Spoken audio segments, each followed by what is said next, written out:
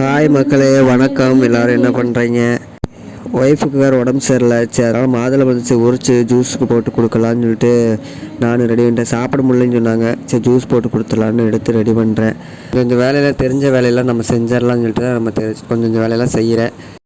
செஞ்சுட்டு இருக்கும்போது வெளியே அம்மா தாயே அப்படின்னு சொல்லிட்டு அரிசி போடுங்க அப்படின்னு சொல்லிட்டு கோழி குஞ்சுலாம் கேட்டுட்டு இருந்தாங்க.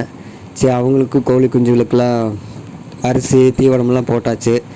அந்த வேலையை முடிஞ்சதுன்னு சொல்லிட்டு முடிச்சுட்டு வந்தாச்சு.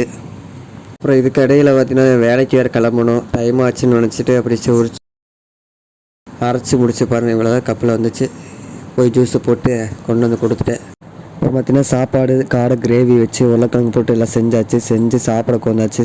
சாப்பிட்டுட்டு கொஞ்சமாக தான் செஞ்சோம். இருந்தாலும் டேஸ்ட்டு சூப்பராக இருக்குது. சாப்பிட்டு பார்த்ததுக்கப்புறம் தான் தெரியுது. ஓகே ஃப்ரெண்ட்ஸ், சாப்பிட்டு சூப்பராக இருக்குது, வேறு லெவல்.